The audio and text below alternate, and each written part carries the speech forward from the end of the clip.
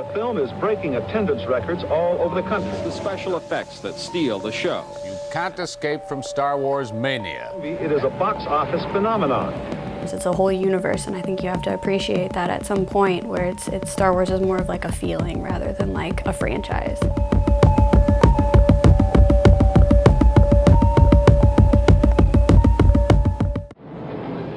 A cowboy movie set in space. That's Star Wars. It's old-fashioned, escapist entertainment, pure and simple, with no moral, no message. And it appears this is what just about everybody in the country is in the mood for. Not since Jaws have so many people stood in line to see a movie.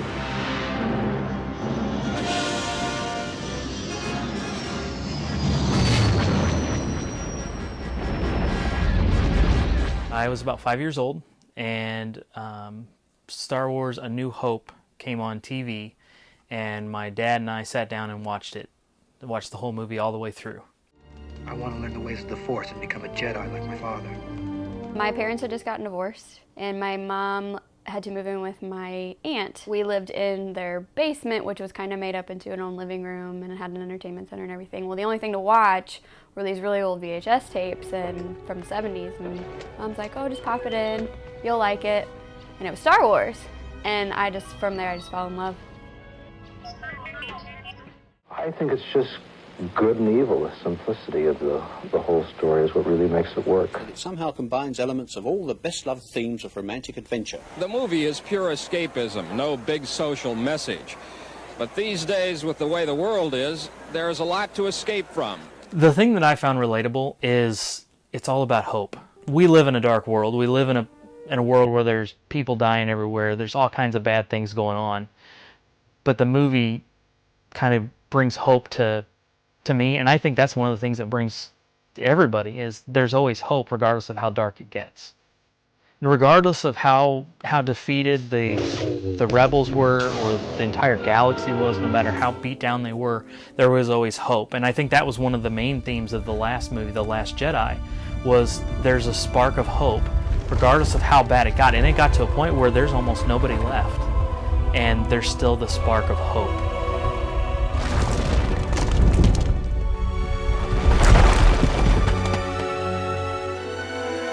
Stuck with me the most with the original trilogy was Princess Leia. I should have expected to find you holding Vader's leash.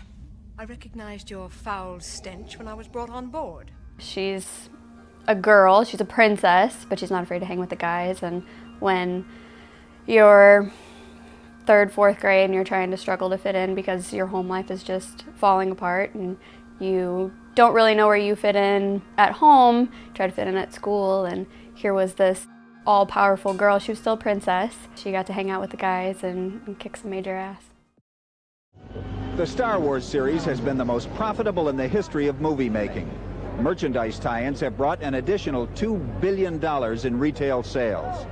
For records, cookies, books, video games, clothing, bubble bath, toothbrushes, portraits of Jabba the Hutt and the Ewoks, even a Darth Vader speakerphone. I have about 10 small Lego figurines, all from the original trilogy. I haven't broken down and bought anything from the new trilogy yet. I have several different kinds of merchandise. I collect collectible lightsabers.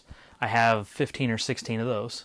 I have several different movie replicas that are they're either miniature lightsaber replicas or even full-size replicas that are some of them even. I have one that's signed by Ray Parks.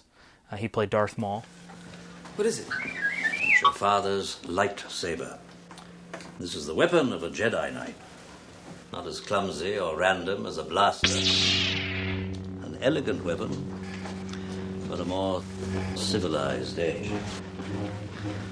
The way I got into making lightsabers was my wife bought me a collectible lightsaber for our second anniversary. About 3 years of playing with different materials, using different parts, using different light sources, I came up with the design that I have now that I actually make and sell. I start with just raw PVC, conduit PVC, because it's really dense and flexible. It won't break or shatter. I cut it into different lengths, different angles. I glue it all together. I sand it down to where there's no sharp edges. I drill holes in it for switches, blade set screws to hold the blade in. And once it's all sanded and glued and drilled, I paint it. Once the stuff is once the lightsaber's painted, then I go and I start putting the electronics together, which involves some soldering, some hot gluing, and then I put it inside the handle. All that gets put together and it makes a lightsaber. For over 1,000 generations, the Jedi Knights were the guardians of peace and justice in the Old Republic. Before the Dark Times. Before the Empire.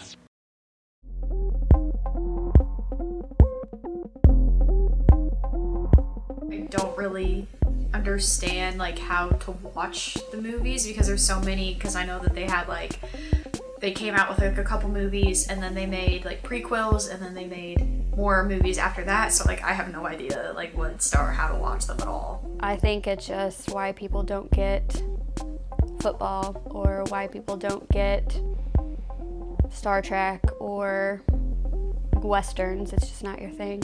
Some diehard fans actually decided that they needed to watch all the Star Wars movie. That's about almost 20 hours worth. They stayed up late into the night, all for a chance to say they were the first to see the new movie. The future for Star Wars, I hope, is never ending. One of the things that I've noticed over the years is that fans drive Star Wars. There's a finishing to the Star Wars The Clone Wars series, the cartoon CGI series.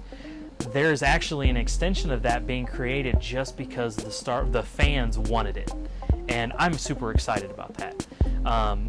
There's a third Star Wars movie coming in this latest trilogy, and I don't see it ending there. I see it continuing on for years to come because there's just such a huge fan base and such a huge desire for it.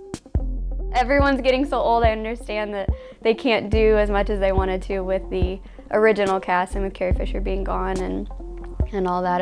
It's getting harder.